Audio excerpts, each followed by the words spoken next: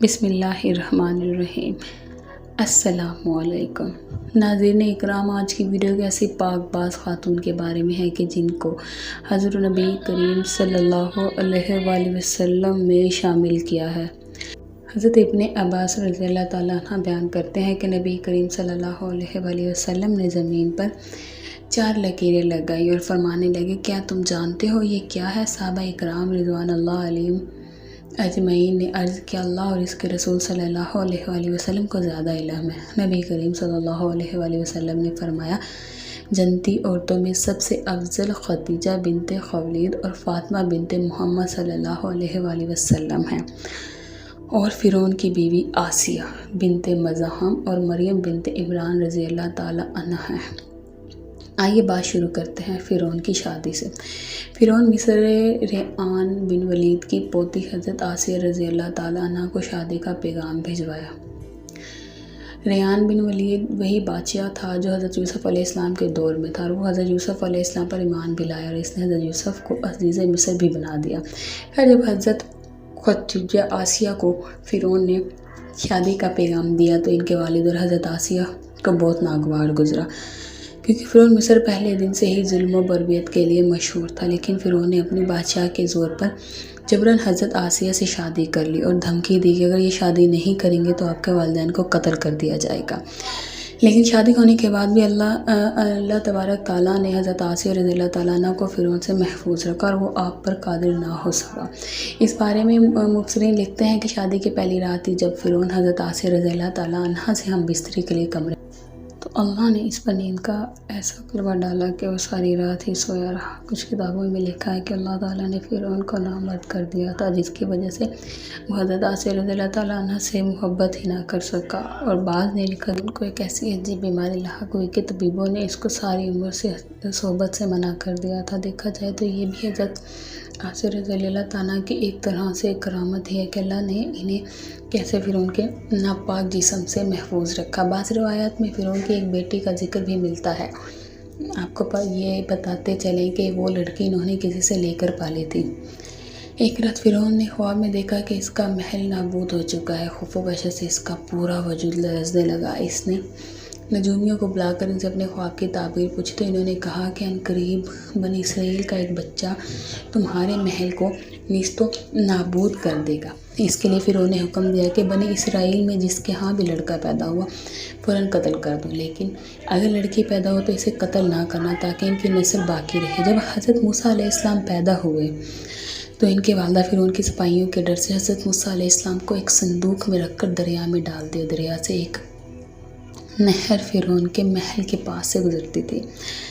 یہ صندوق بہتا ہوا اس نہر میں جا گرا۔ فرعون نے حکم دیا کہ اسے محل میں لا کر کھولا جائے۔ جب صندوق کھولا گیا تو اس سے ایک خوبصورت بچہ نکلا۔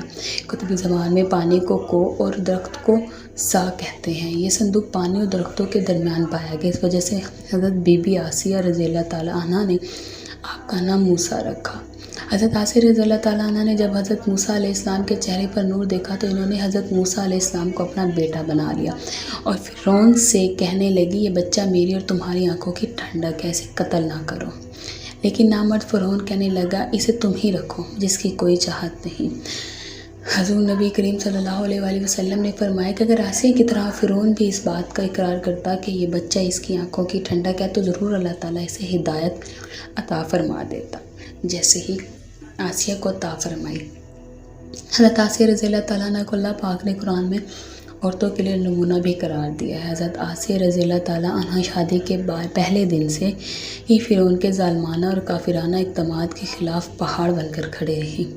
حضرت موسیٰ علیہ السلام نے جب اعلان نبوت کیا اور جب محل میں جادوگروں سے مقابلہ کیا تو یہ دیکھ کر حضرت آسیہ رضی اللہ تعالیٰ عنہ حضرت موسیٰ علیہ السلام پر ایمان لے آئیں۔ ایمان لانے کے بعد کافی دنوں تک انہوں نے اس بات کو فرعون سے چھپائے رکھا، لیکن جب فرعون نے خدائی کا دعویٰ کیا اور لوگوں سے خود کو سجدے کروانے لگا تو پھر حضرت آسیہ رضی اللہ تعالیٰ عنہ کھل کر میدان میں آ گئی اور فرعون کے اس عمل کی سخت مخالفت کی۔ جیسے ہی فرعون کو پتہ چلا کہ میری بیوی بھی موسیٰ کے خدا پر ایمان لا چکی ہے تو اس نے حضرت آسیہ رضی اللہ تعالیٰ عنہ پر ظلم فرمانا شروع کر دیے۔ روز دن و رات ان کو مختلف اذیتیں دینے لگا۔ فرعون جیسا کافر شوہر بھی ان کے ایمان کو منتزل نہ کر سکا، لیکن فرعون نے بہت زیادہ کوشش کی کہ تاکہ کسی نہ کسی طرح انہیں راہ راست سے کی طرف کر دے، لیکن وہ ایسا نہ کر سکا، اور حضرت آسیہ رضی اللہ تعالیٰ عنہ بھی ان کی تمام کوششوں کو ناکام بنا کر صرف خدا واحد کی عبادت میں مصروف رہی۔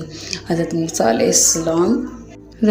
السلام کے چاہنے والے فرعون کے سپاہیوں کے ہاتھوں ظلم و ستم کی بھیٹ چڑھتے رہے اور انہیں بے دردی سے قتل کیا جاتا رہا، یہاں تک کہ فرعون نے حضرت موسیٰ علیہ السلام پر ایمان لانے والے ایک شخص کو، جسے قرآن کریم نے مومن آل فرعون کے نام سے یاد کیا ہے، بڑی ہی بے دردی سے قتل کر دیا، جس کے بعد حضرت آسیہ رضی اللہ تعالیٰ عنہ کا صبر کا پیمانہ جھلک پڑا اور وہ کھلم کھلا فرعون کی مخالف کرنے لگی۔ فرعون میں غیظ و غضب کی آگ بھڑک اٹھی۔ اس نے اپنی زوجہ آسیہ کو بہت ہی دردناک طریقے سے اذیتیں پہنچائی۔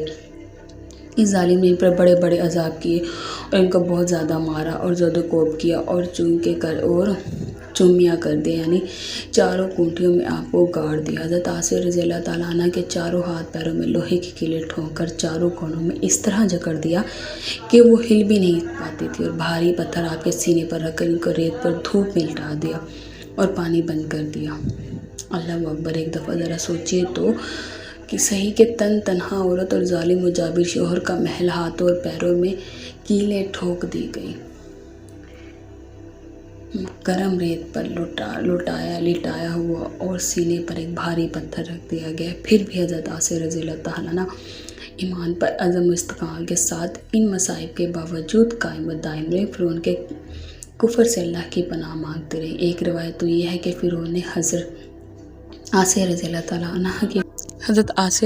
تعالیٰ عنہ کی کھال تک اتروا دی اور پھر ان پر چٹان کو گرا دیا۔ اللہ اکبر! آپ کا مزار پرانور مصر میں ہی واقع ہے۔ تاریخ انسانی میں حضرت آسیہ رضی اللہ تعالیٰ عنہ کا ایمان پر قائم رہنا، ان کا صبر و عزم و استقال ایک بہت بڑا درس ہے۔ اس میں کوئی شک نہیں کہ عورت کے اندر اتنی طاقت موجود ہوتی ہے کہ وہ ہر طرح کے ظلم و ستم کے آگے پہاڑ بن سکتی ہے۔ اللہ پاک سے دعا ہے کہ وہ ہم سب کی بے حساب مغفرت فرمائے اور بروز قیامت ہمارا شمار اللہ کے برگزیدہ بندوں میں ہو جائے، آمین۔